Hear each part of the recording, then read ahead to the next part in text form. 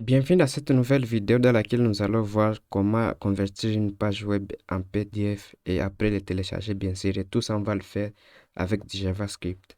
Je précise que ça peut être une page web complète ou une section carrément de notre page que nous voudrions convertir en PDF. Aussi, le CSS appliqué à cette section sera aussi appliqué au PDF qui sera généré.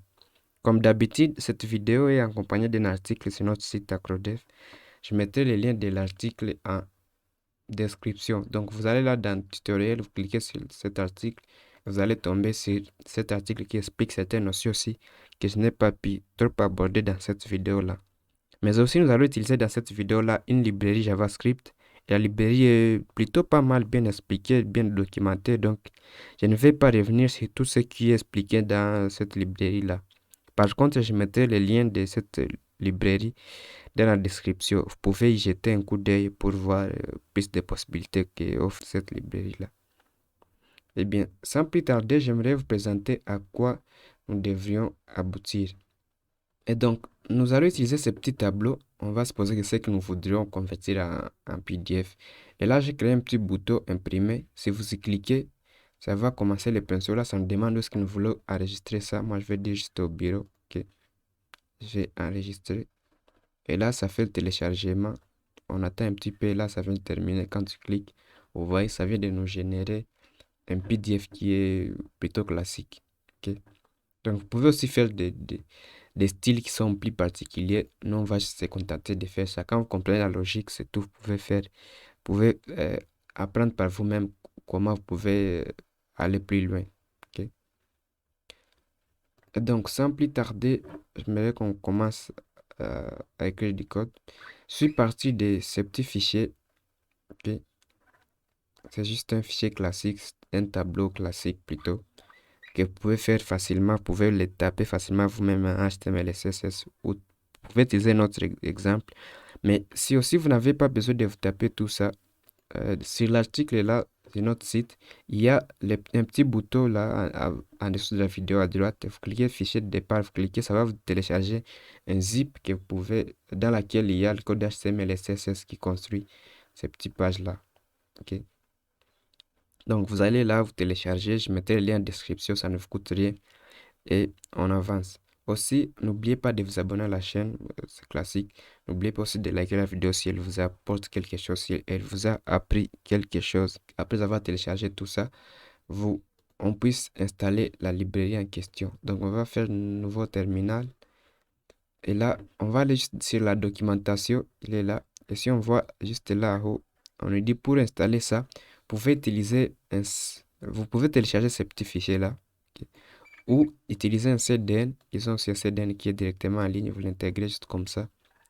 Mais nous, moi, je vais passer par NPM. Ça installe beaucoup de trucs, mais supposons que vous avez besoin d'utiliser l'API module de JavaScript actuel. Vous en aurez besoin de tous ces petits scripts-là.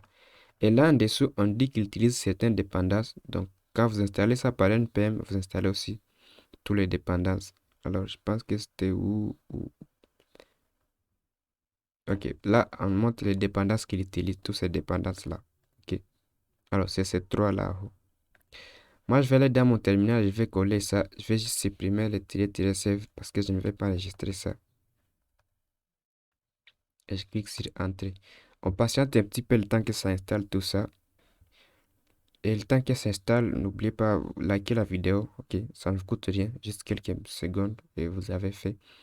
Aussi, vous pouvez vous abonner à la chaîne si ce n'est pas fait. Ça nous ferait vraiment plaisir. Eh bien, le package vient d'être installé. Il est juste là. Ça nous dit npm found. Ok, ça vient de télécharger tout ça. Il se trouve là dans notre module. Et nous, dont on a besoin, c'est celui-là. Alors, c'est pas celui-là, c'est celui-là. HTML to PDF. Et dans dist, il y a ces petits fichiers-là. C'est ce qu'on disait dans la librairie d'installer. Je pense que c'était là-haut. C'était ces petits fichiers-là. C'est ce que nous, on va utiliser. Alors, c'est terminé. Je vais le fermer. Et là, on va relier les. J'ai aussi utilisé Live Server. C'est pourquoi il y a le port 5500 là. Ce qui me permettra de rafraîchir cette page sans avoir à rafraîchir là comme ça. C'est juste j'enregistre là en Visual Studio Code, ça va venir rafraîchir ça automatiquement. Jusqu'à maintenant, ça donne là. Ça, si vous cliquez, ça ne vous donne rien. Il faudrait mettre là l'écouteur d'événement. Donc, on va d'abord relier notre script, notre HTML à ce script-là. Donc, on va dire script src. On va aller dans les dossiers. Node module, on va aller dans HTML to PDF, après dans dist, après ça sera HTML to pdf.bundle.min.js. Voilà. Après, je vais faire un retour à la ligne. Ok, ça fait ça. Ok. Maintenant, notre script, nous allons le mettre juste là en dessous. Et si j'essaie de faire un console log d, ça, je vais mettre leur fonction qu'ils utilisent dans la librairie pour convertir tout ça en PDF. Ça s'appelle HTML to PDF. Je vais copier ça pour éviter les erreurs. Okay. Juste pour m'assurer que ce petit module est enregistré, c'était là, il est lié. Okay. Vous voyez là, on a notre console log avec la fonction carrément. Là, ça envoie un objet worker. Je ne vais pas trop en discuter sur cette vidéo-là. Okay.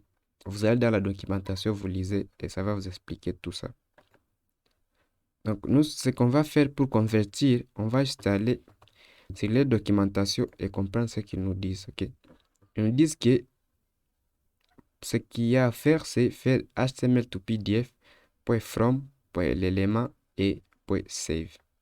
Mais nous, on ne va pas passer par cette méthode. Il y a une autre méthode juste là en dessous. Voilà, c'était celui-là. On nous dit HTML to PDF.set, ok. .from, là on passe l'élément et là on passe save. Donc on va copier tout cet exemple carrément. On va aller le mettre là dans notre script. On va peut-être indenter ça. Okay. Et là, l'élément lui de sélectionner l'élément que nous voulons imprimer. Ok. L'élément ton print. Et nous, ça sera notre tableau. Donc il a l'ID table. Je vais aller là en dessous et je vais lui passer l'ID table. Voilà. Les options, c'est les options pour cette librairie. Il y a les options, on les explique justement là. Okay. Donc là, on dit les options, les paramètres à donner à la fonction. Sont juste là, il y a tout ça. Donc vous lisez là, ça explique aussi ce que ça fait. Il suffit de convertir ça en français, traduire ça en français. Dis-moi si mon navigateur y arrive. Ok, donc vous traduisez juste ça en français, vous allez lire, vous allez comprendre à quoi ça sert. Donc nous on va retourner là et ce qu'on va juste changer, c'est HTML to canvas. On va éviter effacer ça. On ne va pas avoir besoin du zoom. Les noms du fichier, on va dire myPDF. Okay. Et là, vous pouvez changer comme vous voulez. Marge aussi, on va supprimer ça. On n'en a pas besoin. Ou on peut carrément le laisser. Ok. Et là, c'est juste pour mettre les options. From, c'est l'élément. Et après, save, c'est pour enregistrer ça et convertir ça en PDF. Mais ça, c'est l'ancienne méthode. Donc, si vous faites ça, vous passez par des promesses. Et vous pouvez capter comme ça la progression de cet événement. Tandis que si vous utilisez celui-là, c'est difficile de faire ça. Mais nous, on ne va pas convertir ça comme ça jusqu'à on charge la page. Ok. Vous voyez, ça commence à nous dire d'enregistrer. On va faire tout ça quand on clique sur les boutons pour télécharger. Ça s'appelle print. Il a l'ID print. Donc, on va lui donner un événement. On va écouter un événement sur ces petits boutons. Donc, on va dire document.getElement by ID. On va prendre print. On va dire .add event listener. On va écouter les clics. Et quand on clique, on va lancer une fonction de callback qui va convertir tout ça en PDF. Okay, voilà. Quand on enregistre, je vais effacer ça. Je vais revenir là. Et là, si je clique sur imprimer, voilà. On demande d'enregistrer ça. Donc, on va dire my PDFD. Je clique sur enregistrer. Ça va faire le téléchargement. On patiente un petit peu. Et là, ça vient de finir notre PDF. est entièrement généré. Alors, ce petit image qui est là à côté, c'est qui gêne. Donc, on va aussi le supprimer. OK. Maintenant, quand on clique sur imprimer, alors on va dire my PDF 3. Ça va convertir tout ça enregistré. Et quand on exécute, maintenant, vous voyez, il n'y a plus ces marges-là. Il y a juste les marges qui est sur notre conteneur, notre élément. Bien, pour plus d'options sur cette librairie, vous allez juste là, je mettrai le lien dans la description. Vous lisez toutes ces options-là. Je ne peux pas tout en parler dans cette vidéo-là, sinon ça serait très long.